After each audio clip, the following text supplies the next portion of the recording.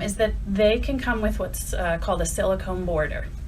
And so these are raised silicone dots, medical grade.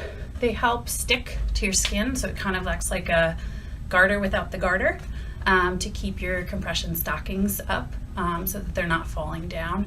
So thigh-high stockings are great if you have knee, thigh swelling, obviously also if you have calf or ankle swelling. I find that I'm more comfortable in a thigh-high than I am in a knee-high because of where the compression sock ends. I really just like coverage, including my knee.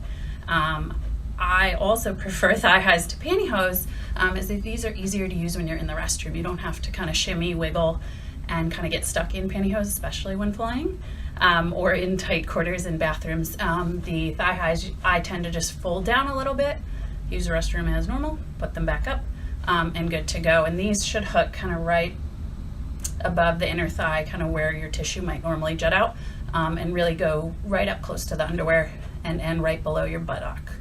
So right where the cheek would end, this is where these should end, so that when you sit down, they don't fold over.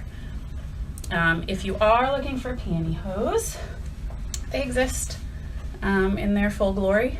Like I said, I'm not as big a fan if you don't need compression to go above your thigh, because they're just more fun to get in and out of, as they have extra compression all the way through. They're even more difficult to get on and off than regular hosiery for ladies. But they exist, and there are different options.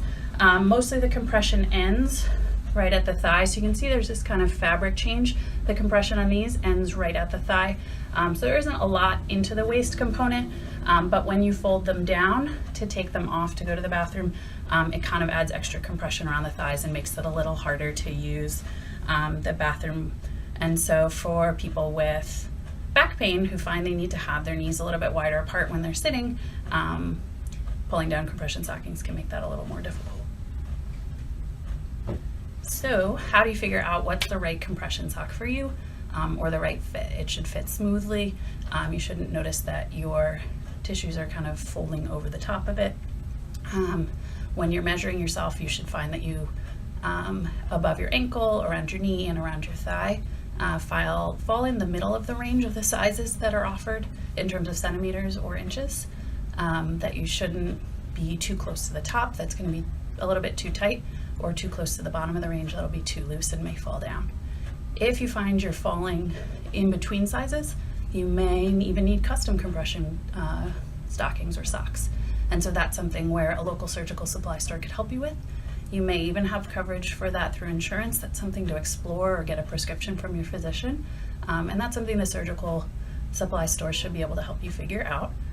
If you do have prolonged swelling after your knee replacement, even checking in with someone who's called a lymphedema therapist could be helpful to help you manage that, and determine the right compression for you.